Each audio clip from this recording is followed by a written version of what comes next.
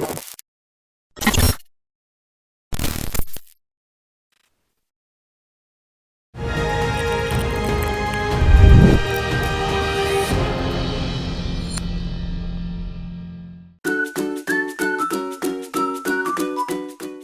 métier de documentaliste, c'est simple, pas besoin de se casser la tête. Eh bien oui, puisqu'on est professeur de rien. Aucune fonction pédagogique ou éducative. Tout ce que l'on a à faire, c'est demander aux élèves de se taire. Rien à faire de la journée? Pas d'inquiétude, vous aurez quand même payé. Eh bien voilà, c'est trop bien le métier de documentaliste. Sensationnel.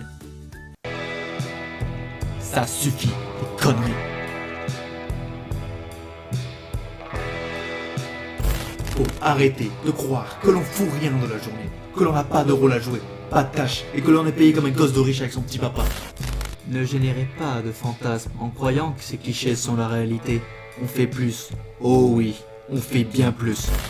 On passe nos journées à faire de la discipline avec des marmots qui n'arrêtent pas d'ouvrir leur fichu clapet. Et l'organisation des sorties scolaires au cinéma, on en parle? Devoir gérer les emplois du temps de toutes les classes, c'est moi et moi seul qui doivent les taper. Et les manuels scolaires, parce que ce sont des livres, c'est aux petits documentalistes de s'en charger. Ce métier, même pas en rêve, je te conseille d'y penser. Et si ce n'était pas ça en réalité le métier de documentaliste? Alors oui, il est exigeant et requiert des compétences. Il faut savoir se tenir à jour dans les domaines de l'information et de la communication. Il faut être accueillant, créatif, très pédagogue et surtout savoir être organisé.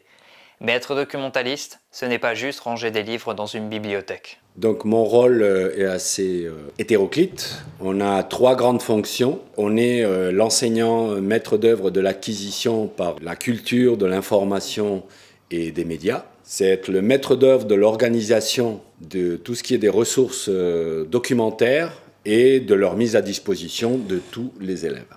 Je suis l'acteur de l'ouverture de l'établissement sur son environnement culturel, professionnel et éducatif. Donc si on prend les 3 principales fonctions du documentaliste, je pense que la première, c'est d'être un très bon pédagogue, même un innovateur en termes de pédagogie. Dans sa deuxième fonction, il faut qu'il soit extrêmement organisé, parce qu'il faut quand même organiser un CDI ou un centre de documentation. Il y a aussi le côté accueil, parce qu'il faut être un très bon accueillant. Aussi, il faut être capable d'être à la pointe dans tout ce qui est communication par rapport à l'ouverture de l'établissement. Dans cette ère où c'est du full numérique, je pense qu'il faut être très versé sur l'infocom, quoi, hein, pour être un bon documentaliste.